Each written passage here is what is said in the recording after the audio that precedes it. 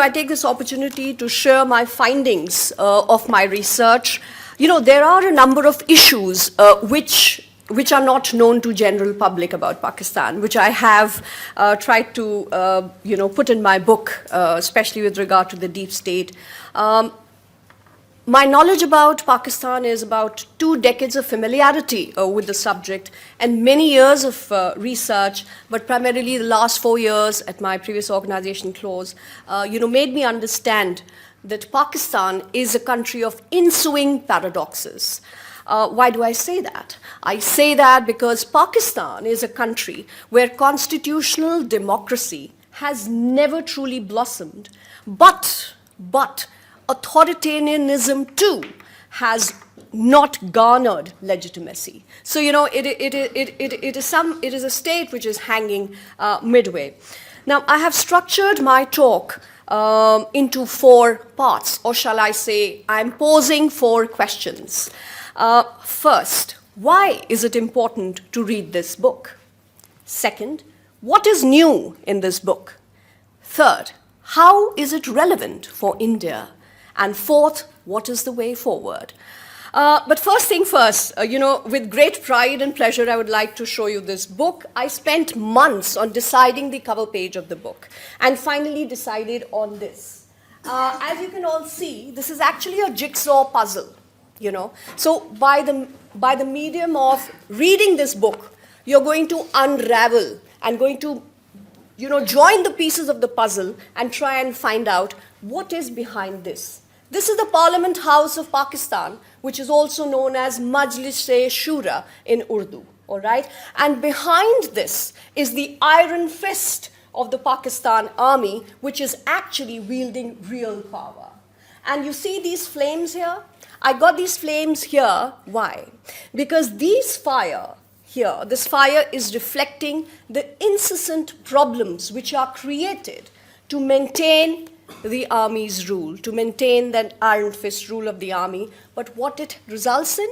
It results in burning of the flames of democracy. So it is burning the Parliament House, and this is what is actually the meaning of this cover page.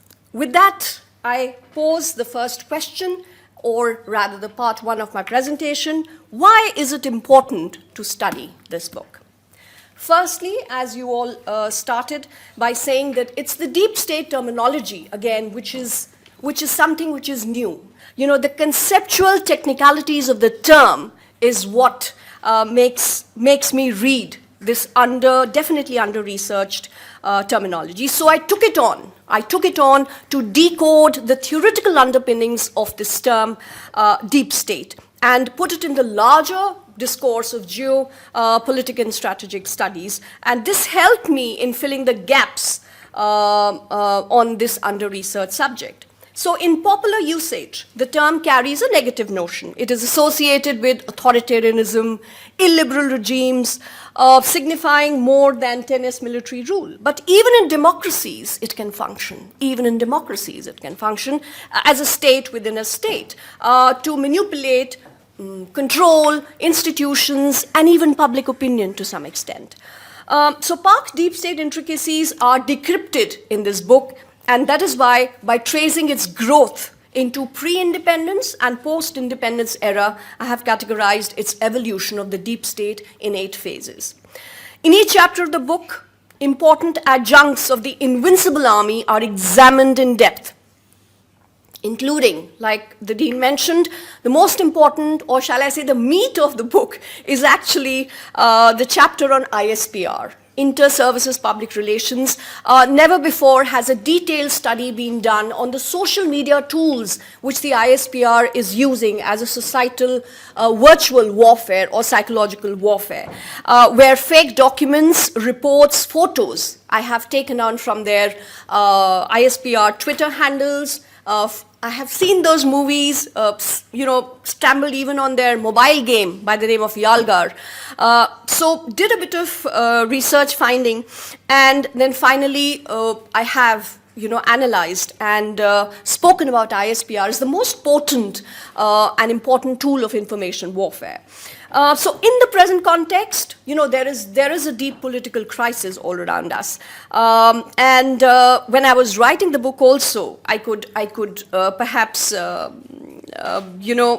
say that in today's context, there is still existing deep political crisis in not only global politics, but there is an axis of evil in our neighborhood, and so its implications, Pakistan's deep state implication for India's future, be it geostrategic, geopolitic, such the significance and relevance of this study cannot be denied. So my work is a timely reminder to scholars and policymakers alike to refocus their attention on the deep state diktat in Pakistan. Its strategic goals have resulted in a stalemate in relationship between the two nuclear neighbors.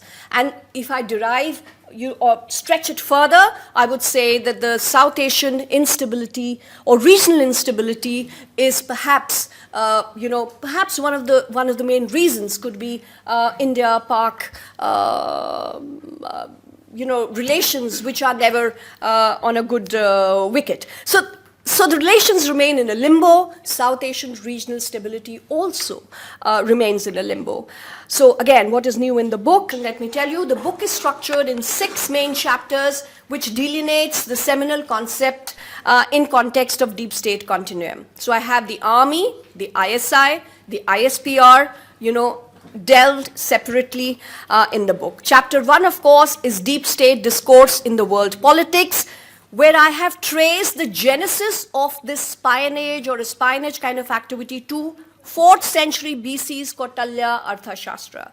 So this is something which I thought as an Indian, we rely too much on the Western political authors, but we have so much richness in our own political thinkers that we need to dig in our past and put it in the context of today's scenario. The notion of deep state is as old as 4th century BC because spies were being used as part of statecraft even then, if you read Arthashastra. But the notion is old, but the concept is new. It only came in forth during the Sursurluk incident in the late 90s in Turkey. And that's how it started being written, books, journals, or articles started being written about deep state because there, after the incident, it's how it came into being. I did try to construct a new theory on the deep state where I say that the concept of deep state, now this is work in progress, it just can't happen, but it is work in progress. Why I say that? Because I have conceptualized a theory on deep state by saying that you do need to include the concept of espionage or spies being used by Kautilya. Second, in Weberian theory, I'm sure students of political science have studied Weber's theory of power, domination, and authoritarianism. So that is also included in the deep state. And covert activities or conspiracy theory, the conspiracy theorists. So all these add on to the concept of the deep state. Now, to add a little contemporary flavor to the book, I have included the Imran Khan's elections of 2018 also. And here also, I found that even the retired military officers in Imran Khan regimes were in charge not just of, or heads of not just corporate institutions, but they were head of educational, public-private institutions, even boards, as well as ambassadorial appointments, which established army as a hegemon. Now, the 4th chapter talks about ISI. ISI has been employing extra constitutional rules. They have funded, formed alliances, broken alliances, supported right-wing extremists as well, and radical sectarian Islamist political parties. So these agencies too have played a key role in establishing the reign of military dictators, which have also been tabulated in the chapter. Well, what is new again? The social perception management tool, which is ISPR of the army, which is a social media wing, or let me put it, it's the organic media wing of the Pakistan army. And I have titled it, and this is the chapter 5, ISPR, a force to reckon with. Its growth has been traced from a very small, non-existent workforce to a colossal. Till date, Indian strategic circles have greatly underestimated its impact. And in order to gain a better grasp of the ISPR's mindset, its psyche, I have used primary sources like video games, including mobile games, ISPR-produced films, and vernacular songs to determine who is their target. That brings me to the third part, or the third question. How is it relevant for India? Well, the last chapter, which is titled Implications for India, this demonstrates that the continuation of Pakistan deep state will have consequences on India in geostrategic, geopolitical, geoeconomic, and even social, cultural terms. And why do I say that? Because, there is an inherent flaw in Pakistan's overall securitization policy. Because India is always considered as a threat.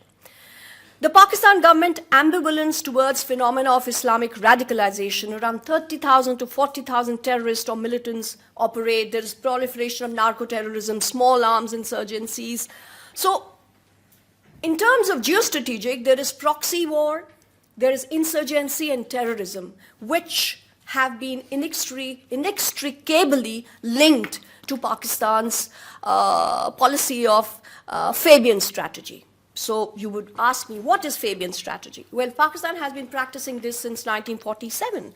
It is a military strategy where pitched battles and frontal assaults are avoided in favor of wearing down an opponent through a war of attrition and indirection. National festivals, like we all want to go for Republic Day or, Mahatma Gandhi Jayanti celebrations or whatever.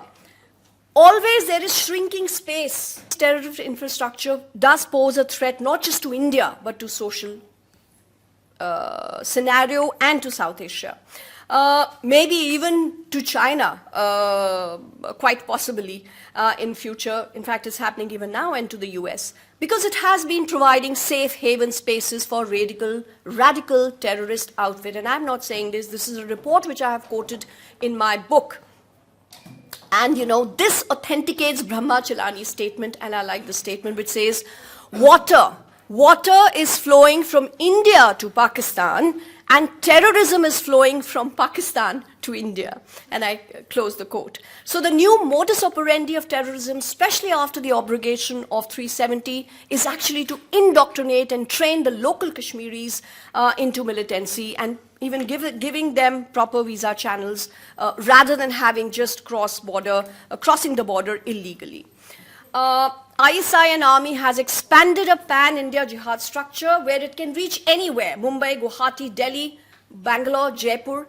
So it has always been geopolitical considerations than economics which has driven policy making in Pakistan. We are sharing 3,323 kilometer long border with our neighbor. We have a natural land and sea route for trade. But look at the trade, it's abysmally low. So the deep state apparatus is in charge of a significant chunk of the economy, and perhaps it doesn't want to let it go.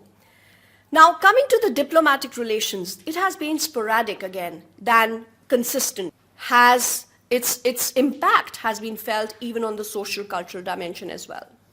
The military expenditure has been exorbitant. India has to fight on two fronts, Pakistan and China. So this has contributed in spike in the military purchases. India is the world's third largest military spender as per data SIPRI in 2020. Last point, or the last question, what is the way forward? So the way forward would include unmasking of the deep state, the diaspora, that is the Pakistani diaspora, recognizing their role as an active and participatory citizens. Third, Pakistan needs to stress on human development. Fourth, there needs to have a staunch belief in rule of law and constitutional democracy, which should be practiced by at least 3 to 4 successive terms of successful democratic regimes. And on that note, I'd like to end my talk. Thank you so much for your patient listening. Thank you.